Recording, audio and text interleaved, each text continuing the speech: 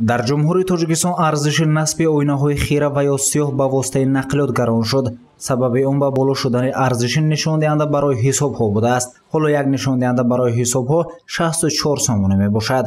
қарори ҳукумати ҷумҳурии Тоҷикистон ҳар сол нишондиҳанда ё як тағйир меёбад ё ки ҳамин хел мемонад. Мана соли 2021 нишондиҳанда 62 сомониро ташкил медод, ба соли 22 این نشان دهنده 64 سومونی شد.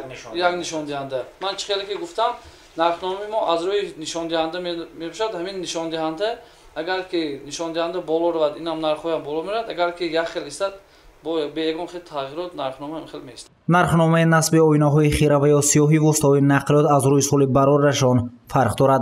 مثلا برای نسب اوینه‌های خیره و یا سیاه در واسطه نقلاتی که سال برارشان تا 31 دکمبر سال 2004 65 نشان دهنده برای حساب‌ها یعنی 4160 سومونی برای یک سال معین کرده شده است. برای автомашинаҳое ки соли барорашон аз 1 август соли 2005 боло мебошанд барои насби оинаҳои хира ва ё сиёҳ дар паҳлӯ ва оинаҳои қафо ин нишондиҳанда ба 86 баробар аст, яъне он баробар ба 5504 сомонӣ мебошад. шишаҳои дарҳои паҳлӯи қафо ва шишаи қафои воситаи нақлиёти номбар карда шудаам 45 нишондиҳанда мебошад, яъне ин 2880 сомонӣ мебошад. барои шишаҳои қафои واسطه نقلیاتی از 2005 بالا 12 نشان دهنده این 768 سومون رو تشکیل می‌دهد. مبلغ پرداخت نسب اوینه‌های سیاه شیشه و خیره طریق امانت بانک عملی کرده می‌شود تا حالت‌های کروپسیونی پیشگیری کرده شود. حالا در ولایت سوخت تقریباً 20000 نقلیات موجود میباشد که اوینه‌شان خیره و یا سیاه کرده شده است.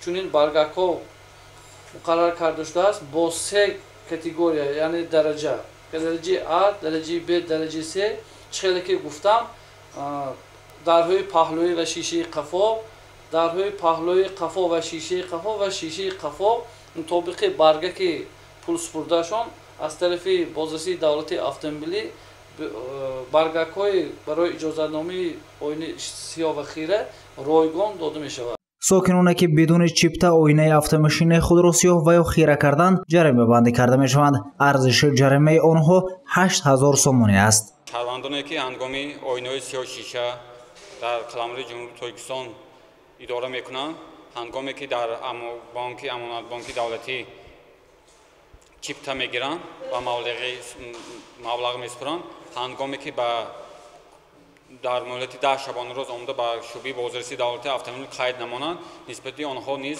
با ماده 330 کدکس قوایرانکنی ماموریت تاجیکستان جریمه کرده میشود که جریمه آن با 8000 سومانی نیز برابر میباشد. باید قید کرد که شروع از سال 2007 در جمهوری تاجیکستان برای خیره و یا سیاه کردن آینه‌های автомашин اجازه داده شده است. اجازت آن تاریخ قرار مخصوص 15 سال مقدم راه اندازی گردیده است که همه ساله با وارد نمودن تغییرات ارزش مبلغ آن بلند کرده می شود.